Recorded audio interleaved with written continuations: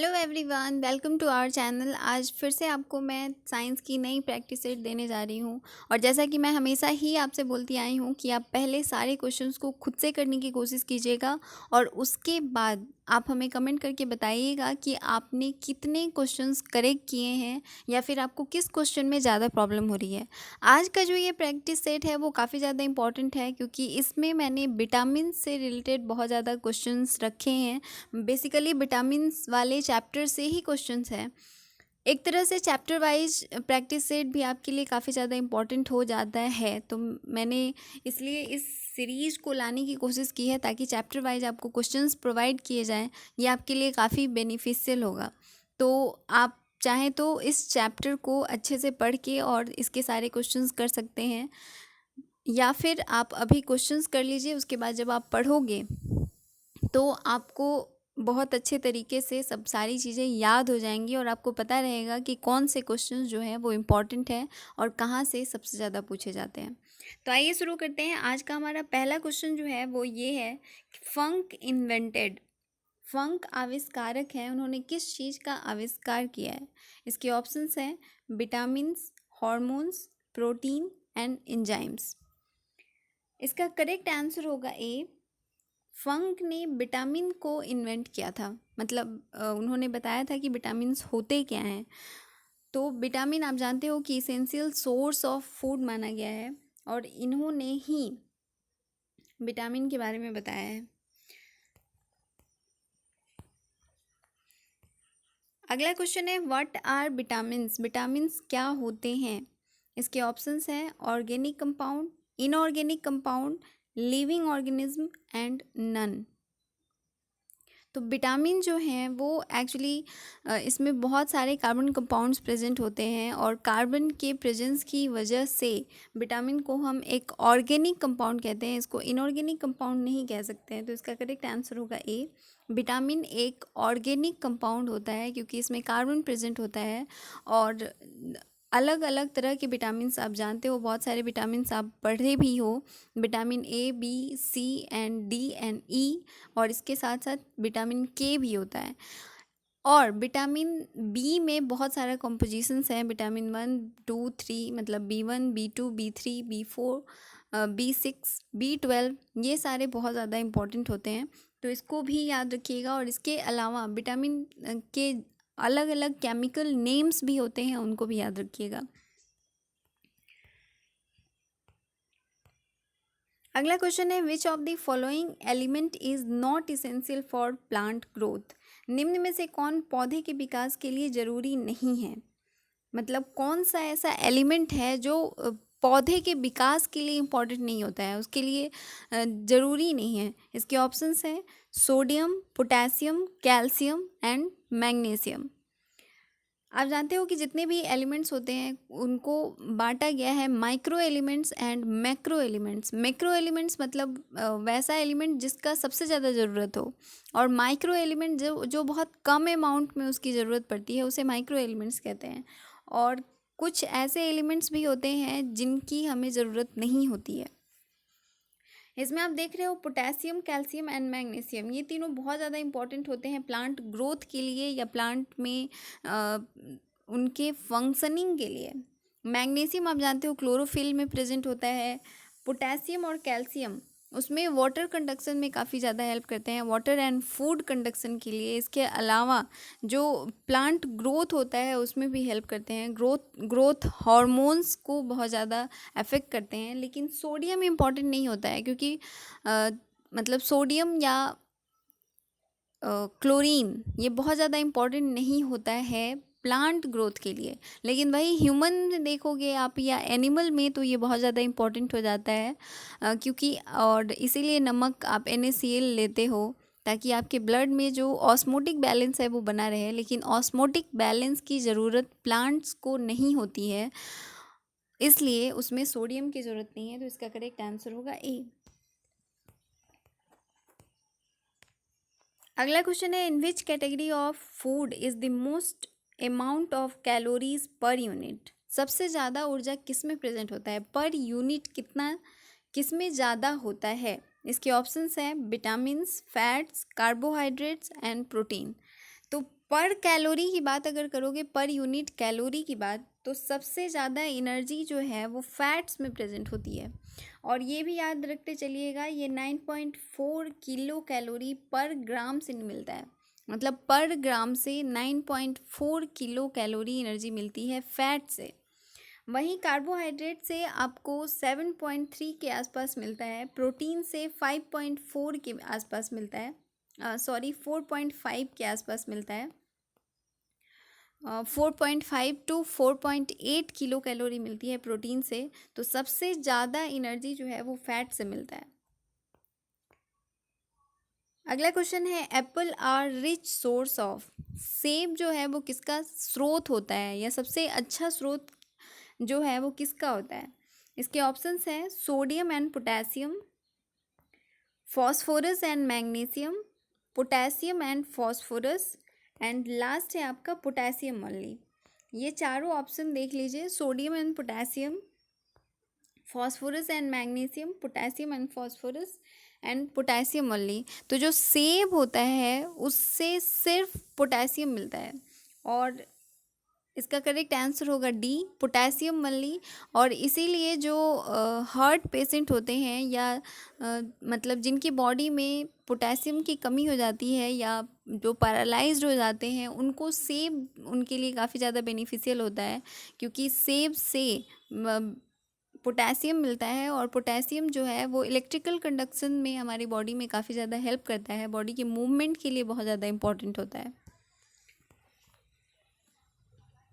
अगला क्वेश्चन है, the maximum vitamin C is found in. सबसे ज़्यादा विटामिन सी किस में प्रेजेंट होता है, किस में पाया जाता है? इसके ऑप्शंस है chillies, pumpkin, pea and radish.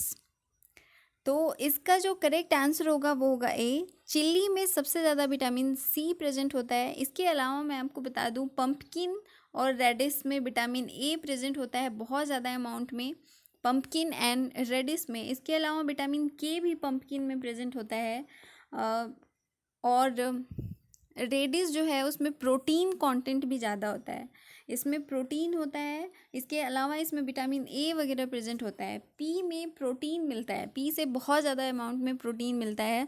तो ये अलग अलग इसके साथ भी याद रखिएगा। और विटामिन सी जो है वो चिली में सबसे ज़्यादा प्रेजेंट होता है। अगला क्वेश्चन है, Kanchan is an improved variety of. Kanchan जो है वो किसका इम्प्रूव्ड वेराइटी है? ये बहुत इंपॉर्टेंट क्वेश्चन है, इसको बार बार पूछा गया है, और इस तरह के क्वेश्चन ज़्यादा पूछे जाते हैं क्योंकि ये हमें जनरली याद नहीं रहता है। इसके ऑप्शंस हैं grapes, Indian gooseberry, guava and mango. इसका करेक्ट आंसर होगा बी, कंचन जो है वो इंडियन गूसबेरी का इम्प्रूव्ड वेराइटी है। नाम से ही आपको लग रहा है कंचन इंडियन नेम है, तो इंडियन किसी वेराइटी का ही नाम रखा गया होगा।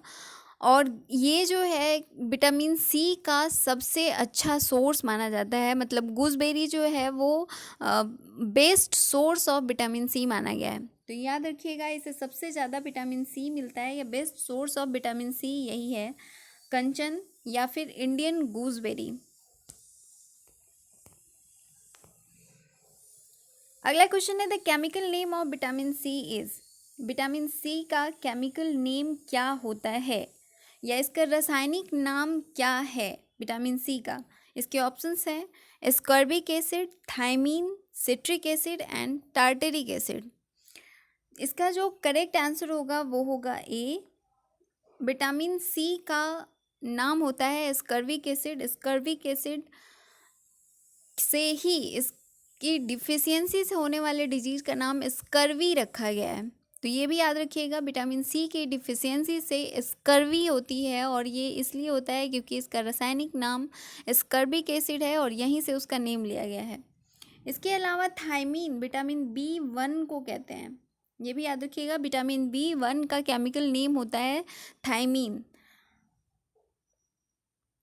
सिट्रिक एसिड आप जानते हो कि बॉडी में काफ़ी ज़्यादा इम्पॉर्टेंट होता है, ये भी एक ऑर्गेनिक एसिड है, और ये एस्परजिलस निगर से प्राप्त होता है। एक बैक्टीरिया से मिलता है हमें जिसका नाम है एस्परजिलस निगर, ये आप नोट करके रख सकते हैं।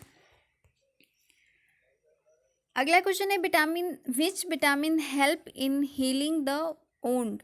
मतलब घाव को भरने में कौन सा विटामिन जो है वो सहायक होता है, जो भी वॉन्ड्स होती हैं उनको भरने में कौन सा विटामिन सहायक है। इसके ऑप्शंस हैं vitamin B, vitamin C, vitamin A and vitamin D. आपको इसके सारे पीडीएफ जो है वो प्रोवाइड करा दिए जाएंगे। हमारा टेलीग्राम ग्रुप है, व्हाट्सएप ग्रुप है, आप उसको ज्वाइन कर सकते हैं, जिसका लिंक जो है वो डिस्क्रिप्शन बॉक्स में दिया हुआ रहेगा। आप वहाँ से ज्वाइन करके इसके पीडीएफ ले सकते हैं और अपनी प्रैक्टिस भी कर सकते हैं। इसका करेक्ट आंसर होगा बी। वॉन्ड्स के हीलिंग या घाव के भरने में सबसे ज़्यादा सहायक होता है विटामिन सी। अगला क्वेश्चन है which of the following vitamin does not get stored in the body. निम्न में से कौन सा ऐसा विटामिन है जो ह्यूमन बॉडी में स्टोर नहीं होता है, जो रिलीज हो जाता है या स्टोर नहीं हो पाता है। इसके ऑप्शंस हैं vitamin A, vitamin C, vitamin D and vitamin E. ये चारों विटामिन हैं। पूछा जा रहा है कि कौन सा बॉडी में स्टोर नहीं होता है, किसे हम स्टोर नहीं कर सकते हैं। तो इसका करेक्ट आंसर होगा ए। विटामिन ए को हमारी बॉडी में हम स्टोर नहीं कर पाते हैं, और क्योंकि ये लीवर में सबसे ज़्यादा प्रेजेंट होता है तो वहाँ से ही फिर ये रिलीज हो जाता है।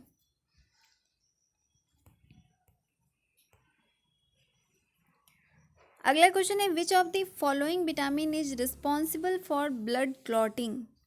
कौन सा ऐसा विटामिन है जो ब्लड क्लॉटिंग के लिए रिस्पॉन्सिबल होता है, या जो रक्त को मतलब खून को जमा होने में हेल्प करता है या जमने में हेल्प करता है।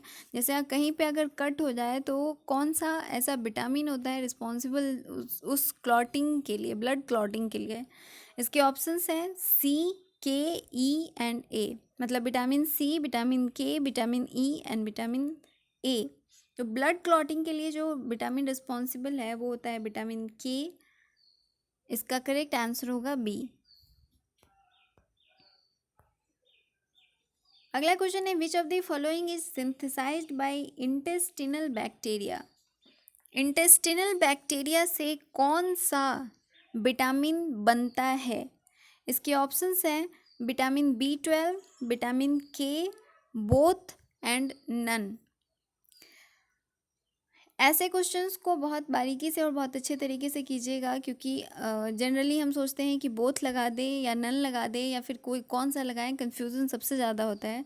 तो इसको याद रखने का सबसे अच्छा तरीका होता है, जब भी ऐसे बोथ दिया रहे तो बेसिकली बोथ ही होता है। ये एक ट्रिक है, लेकिन ध्यान रखने वाली बात होती है, कभी कभी नहीं भी हो जाता है।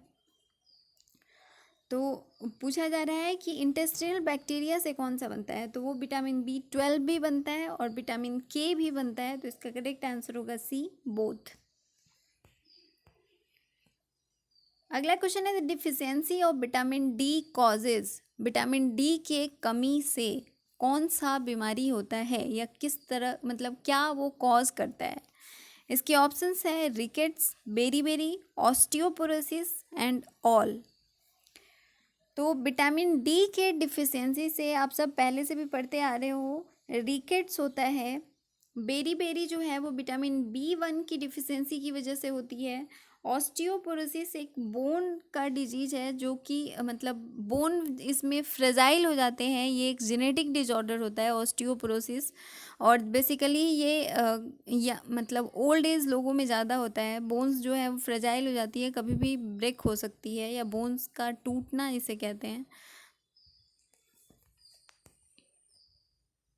अगला क्वेश्चन है chemical name of vitamin D is. Vitamin D का केमिकल नेम क्या होता है। जितने भी विटामिन हैं उन सब के केमिकल्स नेम को ज़रूर याद रखिएगा, क्योंकि इससे बहुत ज़्यादा क्वेश्चन पूछे हुए हैं।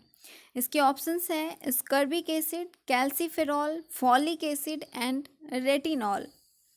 स्कर्बिक एसिड आप जानते हो विटामिन सी को कहते हैं, और रेटिनॉल विटामिन ए को कहते हैं, या विटामिन ए में जो केमिकल प्रेजेंट होता है उसे रेटिनॉल कहते हैं। और विटामिन ए की डिफिशियंसी से आप जानते हो कि नाइट ब्लाइंडनेस होती है। और विटामिन ए का सबसे अच्छा सोर्स जो है वो कैरेट होता है। कैरेट से सबसे ज़्यादा विटामिन ए मिलता है। तो ये विटामिन ए की कुछ बातें हैं, इसको याद रखिएगा। यहाँ पे पूछा जा रहा है कि विटामिन डी जो है वो उसका केमिकल नेम क्या है, तो इसका केमिकल नेम होता है कैल्सीफेरॉल। इसका करेक्ट आंसर होगा बी, कैल्सीफेरॉल।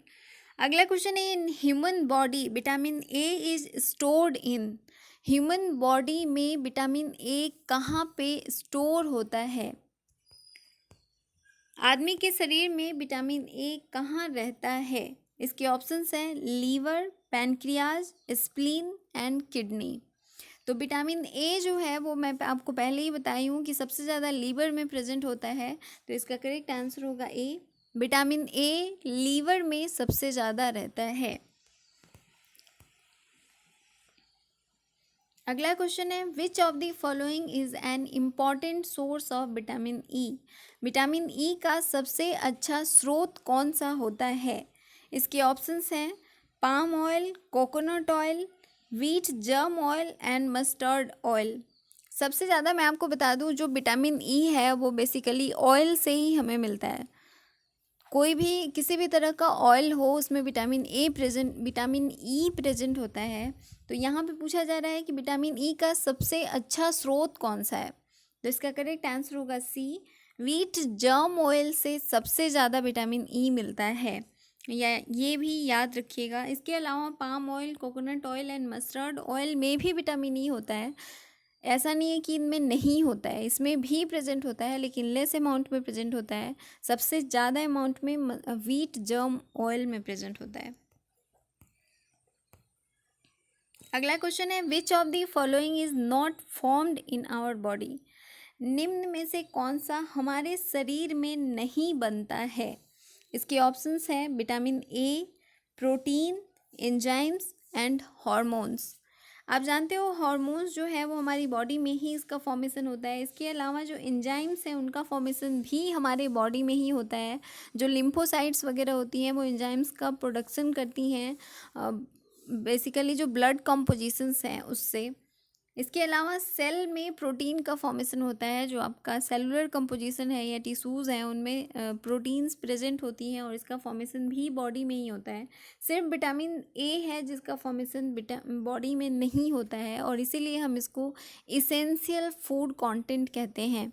वैसा सारा सोर्स जिसे हम बाहर से लेते हैं उसे हम इसेंशियल कहते हैं, और जो हमारी बॉडी में प्रेजेंट होता है या बॉडी हमारी बनाती है उसे हम नॉन इसेंशियल कंटेंट कहते हैं।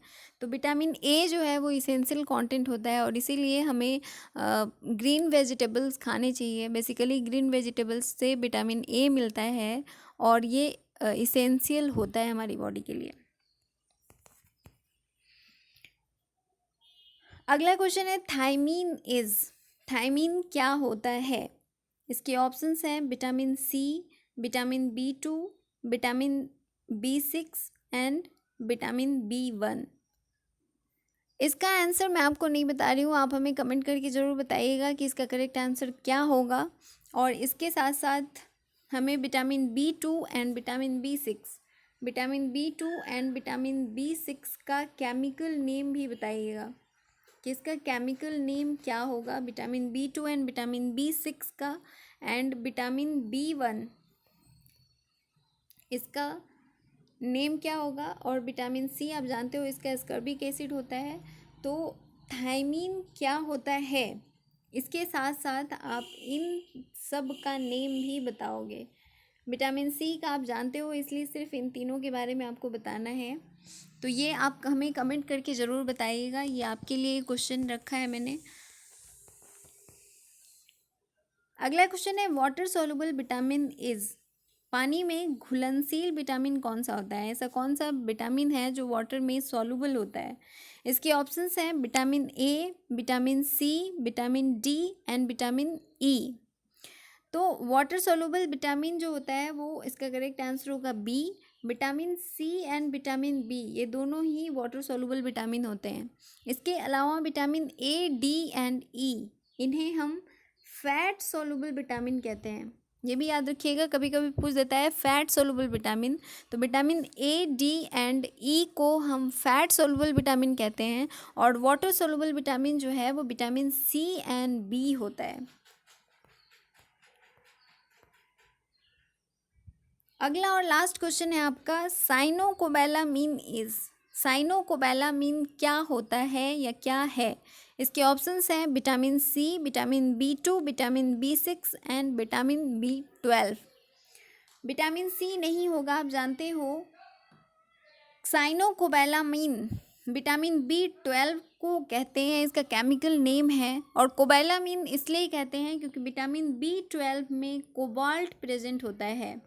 ये कम्प्लेक्स स्ट्रक्चर होता है और इसके सेंटर में कोबाल्ट प्रेजेंट होता है, ये भी याद रखिएगा। हीमोग्लोबिन में आयरन, क्लोरोफिल में मैग्नीशियम एंड विटामिन B12 में कोबाल्ट प्रेजेंट होता है और तीनों कम्प्लेक्स स्ट्रक्चर्स होते हैं। इससे ब्लड का फॉर्मेशन होता है और इसकी जब डिफिशियंसी होती है तो एनीमिया कॉज करता है, जिसे हम पर्नीशियस एनीमिया भी कहते हैं। मतलब ब्लड का जो मतलब आरबीसी का बेसिकली जो स्ट्रक्चर होता है वो चेंज कर जाता है। तो ये आपके 20 क्वेश्चंस हैं। क्वेश्चन नंबर 18 का आंसर आप हमें कमेंट करके ज़रूर बताइएगा। इसके अलावा अगर आपको किसी भी तरह की प्रॉब्लम हो रही है तो भी हमें कमेंट करके बताइएगा कि वो क्या होगा, किस तरह से होगा। इस चैनल से जुड़े रहने के लिए आप इसे प्लीज़ सब्सक्राइब कर लीजिए और अगर आपको ये वीडियो पसंद आया है तो इसे लाइक शेयर ज़रूर कीजिए और जुड़े रहने के लिए बेल आइकन को प्रेस कर लीजिए, इससे आपको नोटिफिकेशंस मिलती रहेंगी। Thank you for watching.